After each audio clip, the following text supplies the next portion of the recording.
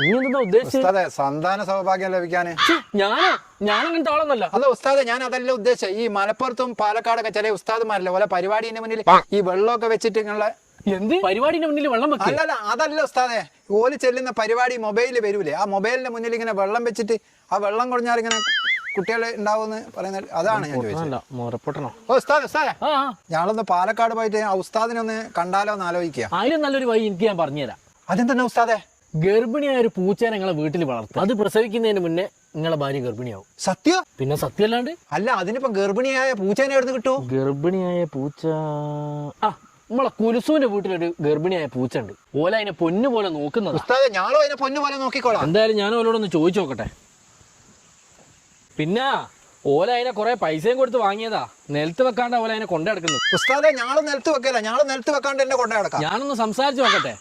ഉറപ്പൊന്നുമില്ലേ, തരികയാണെങ്കിൽ പൈസ കൊടുക്കേണ്ടി വരും. പൈസ എത്ര വേണേലും കൊടുക്കാം ഉസ്താദെ, എങ്ങനെയെങ്കിലും ഒന്ന് ഗർഭിണിയായി കിട്ടിയാൽ മതി.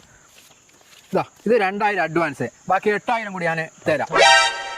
ഉസ്താദ് നിങ്ങൾ വിചാരിച്ചാൽ നടക്കും, നിങ്ങൾ എങ്ങനെയെങ്കിലും ഒന്ന് റെഡിയാക്കി താ. ഞാൻ ഓരോട് സംസാരിച്ചിട്ട് പൂച്ചേനെ മുക്രീന്റെ കയ്യിൽ കൊടുത്തുവിടാം. എന്നാ ഞാൻ പോട്ടെ. പിന്നെ പൂച്ചക്കൊന്ന് മീൻ പൊരിച്ചാ കൊടുക്കണേ. അയക്കൂറ പൊരിച്ചതിന്റെ കൊടുക്കാം ഉസ്താദെ, ഭയങ്കര സന്തോഷമുള്ള കാര്യല്ലേ. ഇവനെ പോലുള്ള അന്തന്മാരുള്ളിടത്തോളം കാലം എപ്പോലുള്ളവർക്ക് കൊയ്ത്ത് തന്നെ.